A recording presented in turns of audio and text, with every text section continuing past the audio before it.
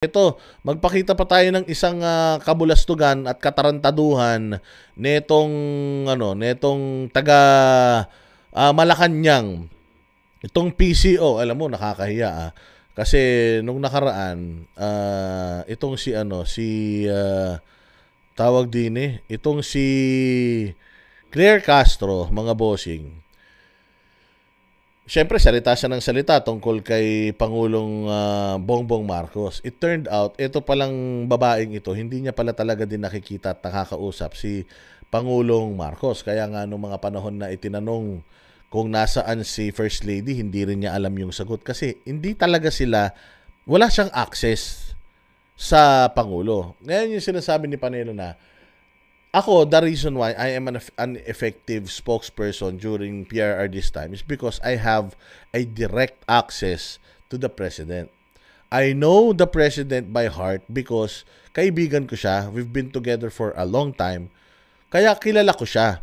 Kaya kung merong mga itinanong sa akin, kung merong mga itinanong sa akin bilang kung merong mga itinanong sa akin bilang isang spokesperson, kaya ko yung sagutin kasi alam ko posisyon ni PRRD dahil magkasama kami lagi at kasama ako lagi sa mga planning and mga cabinet meetings.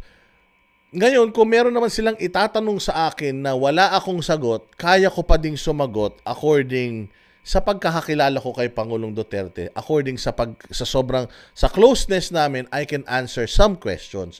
Pero kapag talagang crucial yung sagot and kailangan talaga yung presidente ang sasagot, hindi ko na sasagutin yan.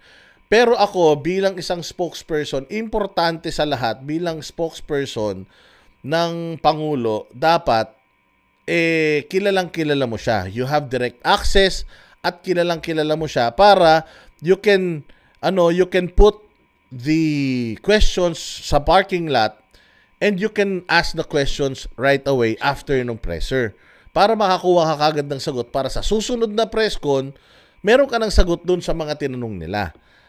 Pero it turned out etong aso na to wala talaga siyang access. Kaya kung ano-ano yung sinasabi niya, kung ano-ano yung lumalabas niya, kadalasan yung sarili niya ng opinion yung ipinalalabas niya. Pag tinanong mo presidente, iba yung sagot sa sinasabi niya. Kasi nga epal. Kasi nga ito si Claire bopols talaga.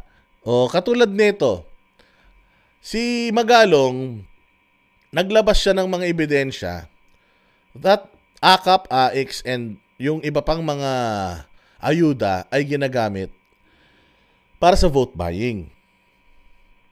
Ginagamit para sa vote buying. Ngayon, tinanong itong si Castro ng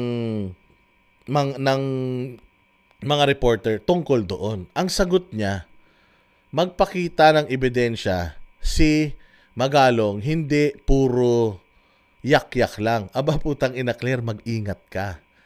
Mag-ingat ka sa sasabihin mo dahil si Magalong hindi yan magsasalita nang wala yan ebidensya. Baka mamaya maglabas ng ebidensya yan tapos pag isinampal sa pagmumukha mo, sabihin mo, ay, hindi ko yan masasagot kasi hindi pa namin napag-uusapan yan. Baka naman gumanong-ganong ka lang, Claire. Be careful what you wish for. This is Magalong we're talking about. Ito si Magalong, pinag-retire to ng maaga nung panahon ni Pinoy. Bakit? Kasi kahit na siya yung next in line for PNP chief, noong nag-imbestiga siya sa Mamasapano at lumabas na may negligence sa part ni Purisima, ni Mar Rojas at saka ni Pinoy, kahit na meron siyang pangarap na sa karir niya na maging PNP chief, hindi niya yun kumbaga yung kanyang investigation and judgment, hindi na cloud nung kanyang pangarap. Ang ginawa ni Magalong, in-expose niya yung 3 tao na ito na mayroong negligence dyan sa pagkamatay ng SAF 44 dyan sa Mamasapano. Ganon katindi yan si Magalong at dahil doon, pinag-early retirement yan. Hindi na siya naging PNP chief, pinag-retire yan agad. Bakit? Kasi nga, yung mga dinali niya sa kanyang report, mga superiors niya. Bilang isang mayor, si Magalong exposed at alam niya kung ano ang corruption sa DPWH. Alam mo ba kung sino ang may hawak sa DPWH? Ang may hawak sa DPWH, kayo, executive branch. Kaya nga kayo nag-a-appoint eh. Kayo ang appointing authority ng DPWH, tama? So alam niya yung mga corruption sa DPWH. Yung sa corruption sa, ang tawag dyan, yung rock netting sa Baguio. Yung mga ginagawang kalsada na buo pa, binabasag na. Ngayon lumabas yung cat's eye. Yung cat's eye yung cat's eye na ilaw sa kalsada. Imaginein mo, 500 lang pala yun. Lumalabas ang budget ng DPWH doon, if I'm not mistaken, it's either 7.5 or 11.5 per piece. Ganun kalaki corruption, 500 lang, tapos ganun kalaki yung patong nila. May ebidensya si si Magalog dyan. May ebidensya siya kasi may presyo siya nung mismong cat's eye na yon at meron siyang hawak na kontrata nung DPWH kasi nga nasasakupan niya yung lugar na yan kasi nga mayor siya, so alam niya yan. Kaya Claire, mag-ingat ka sa mga hinihingi mong ebidensya, baka isalampak sa pagmumukha mong mukhang aso yung mga ebidensya na yan, mataranta ka. O pakinggan natin itong palitan ng patotsadahan netong dalawa.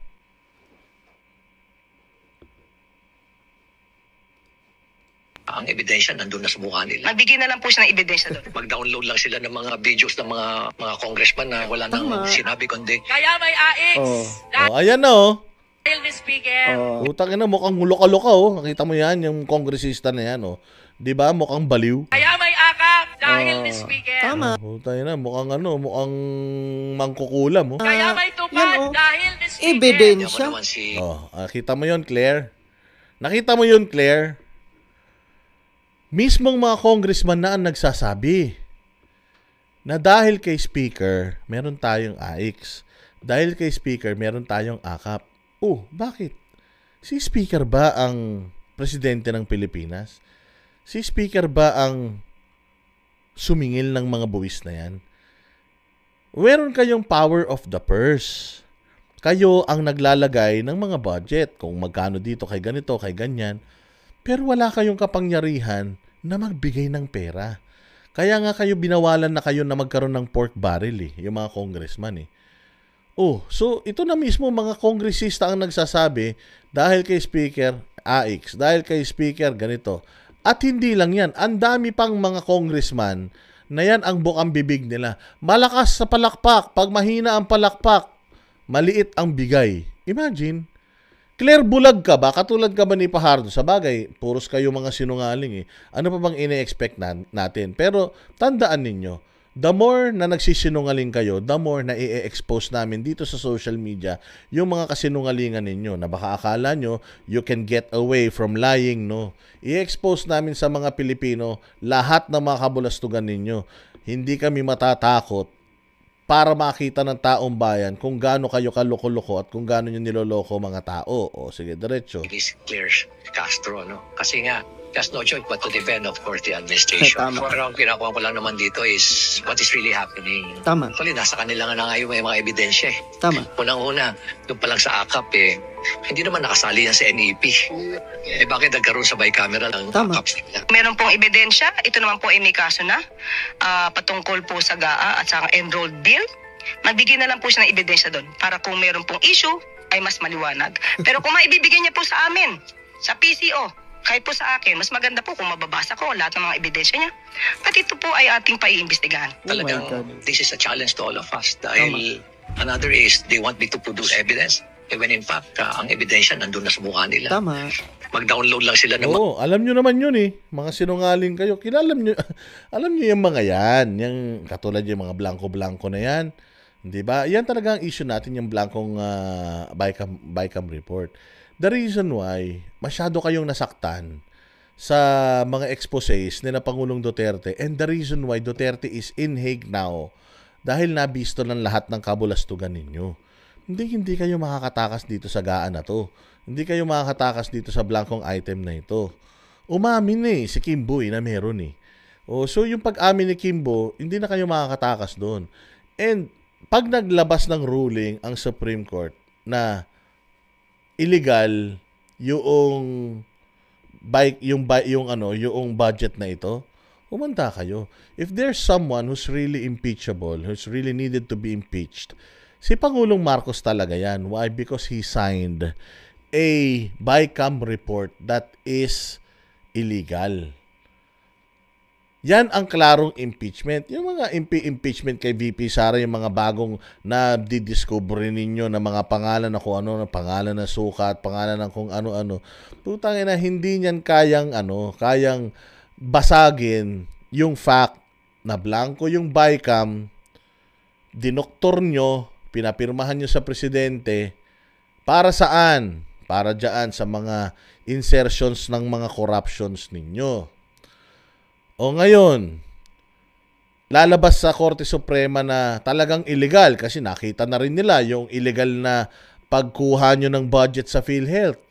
Actually, dun pa nga lang Dun pa lang, pwede na ma-impeach at pwede nang sampahan ng kaso ng impeachment si Bongbong Marcos Because utos ng executive yung pagbawas pagkuha ng pera sa PhilHealth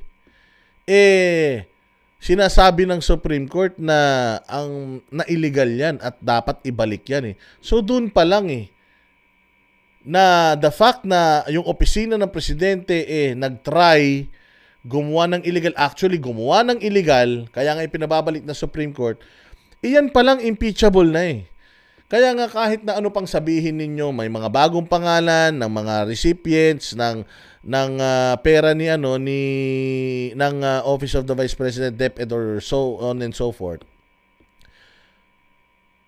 Mas malaki ang corruption sa opisina ng presidente. Okay lang na scrutinize natin yung kay Inday Sara at alam ko na sasagutin niya lahat ng 'yan. Pero dapat scrutinize din natin yung gastusin ng Office of the President kasi nakikita na natin yung mga irregularities, nakikita na natin yung mga illegal na utos, nakikita na natin yung mga pagkuha ng pera, nakikita na natin yung pagpirma doon sa mga depektibong GAA. Dapat nagsisimula na ngayon etong magagaling na mga congressman na ini-scrutinize na rin yung mga kaperahan, budget ng Office of the President. Nagtataka lang ako, bakit nilalabas pa natin sa media ngayon yung mga na didiscover nyo. Kung sa tingin ninyo, yung mga nadidiscover nyo is enough to impeach VP Sara, why ilalabas nyo siya? Kasi tingnan mo if ako ang legal team ni VP Sara, alam ko na ngayon kung ano yung mga gagamitin yung ebidensya laban sa akin. So, nakakapaghanda ako. Bakit nyo inilalabas sa media? Kasi, sa totoo lang naman, aside from itong impeachment, ang gusto nyo lang naman talaga is masira ang reputation ng mga Duterte sa tao. Malabo na yun. Mr. Congressman, malabo nyo nang sirain si VP Sara sa tao. Nakita nyo kung gaano kadami yung lumabas. Even how much yung effort ninyo of watering down yung mga lumabas na tao nung panahon, nung birthday ni Pangulong Duterte at nung pinadala nyo siya sa dahig. Hindi nyo na masisira ang reputation ni Inday Sara dahil lang dyan. Because in the first place, kung ano yung sagot ni Inday Sara dun sa unang pangalan na Payatos, Mary Grace, kung ano man, kung ano yung sagot niya doon, yan din yung magiging sagot nila dyan. Na the reason why those names are parang gawa-gawa, it's because to hide their true identity. Yung real identity noong mga assets, mga informants ng gobyerno para maitago, na gumagamit sila ng mga aliases. Hindi na bago yung paggamit ng alias. Tatandaan ninyo, Mary Rose Ong, anong alias niya? Ang alias niya, Rosebud. Si Ador Mawanay, meron siyang alias. Yung si Bicoy, alias din yun. si VP Sara, si Rizon Tiveros. Ang dami nilang mga aliases na mga alias ganito, alias ganyan. Si Trillanes, yung mga testigo niya, may mga aliases yan. O tanungin mo, nagkamal ba itong mga tao na ito, yung mga testigo ni Trillanes, nila Ontiveros, nakatanggap ba yan ng pera from their confidential funds? Yun ang tanungin ninyo. Because if they did, tingnan ninyo kung ano yung pangalan nung tumanggap ng pera na yan. Si Rosebud ba nun tumanggap ng pera being a state witness? Kasi definitely, kung ikaw ay isang asset, you are receiving money from yung organization na nangangailangan ng information from you. O so tanungin nyo, nakatanggap ba si Mary Rose Ong? O kung nakatanggap siya, nung pinirmahan niya yung tinanggap niya, anong pangalan ang ginamit niya? Is it her real name? Kaya nga siya nagbibigay ng alias kasi ayaw niyang malaman ng totoong pangalan niya, ng sindikato eh. So, iibahin niya. Tama, mali. O, so, yung mga sinasabi ninyo, mga bagong pangalan, kahit gaano pa karami yan, it's still the same defense ang gagamitin ng grupo ni Inday. Yan ay mga asset at hindi dapat mailabas yung identity ng mga yan. If you really need the identities of those people, gagawin natin yan sa isang executive na session na basta magbibigay kayo ng sumpa na hindi ninyo ilalabas yung mga identity niyan. Kayang-kayang ilabas nila Inday Sara yung identity niyan for sure. At alam din yan ng mga congressman because may mga ganyan din sila eh. Yung mga police, meron silang mga assets, di ba? Anong ginagawa nila kapag sumbong yung asset nila ng isang drug lord na huli nila talaga na totoo yung information? Di ba may reward? O, so yung reward na yon, sinong tumatanggap? Yung asset, alias. Sa tingin mo ba pagtanggap ng asset, nilalagay nung binigyan ng reward yung totoong pangalan niya? Hindi kasi nga asset siya. Double agent siya. May pinapangalagaan siyang, kumbaga ayaw niyang i-blow yung cover niya. So, ganun din yun. Alam ng mga congressman yan, kaya nilalabas na lang ng congressman sa,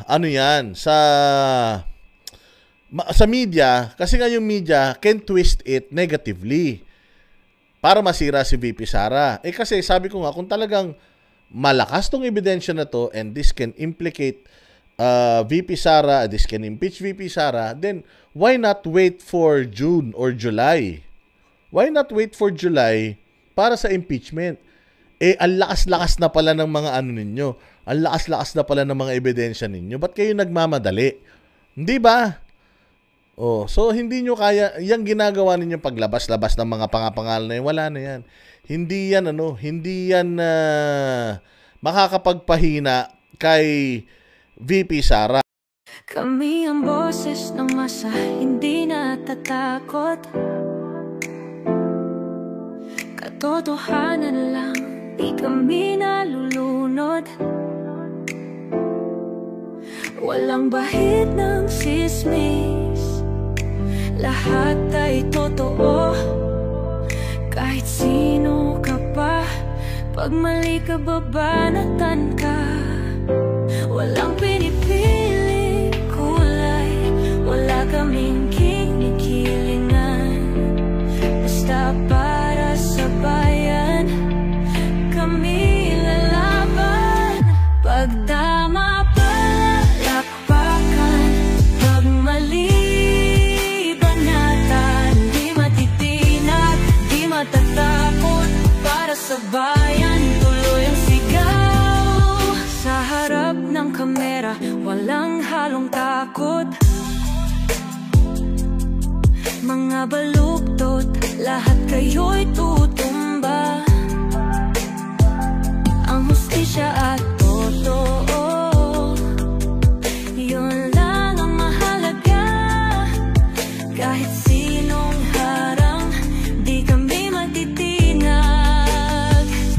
Walang pinipiling kulay, wala kaming kinikilingan. Basta para sa bayan, kami lalaban. Pag tama palakpakan, pag mali banatan. Di matitinag,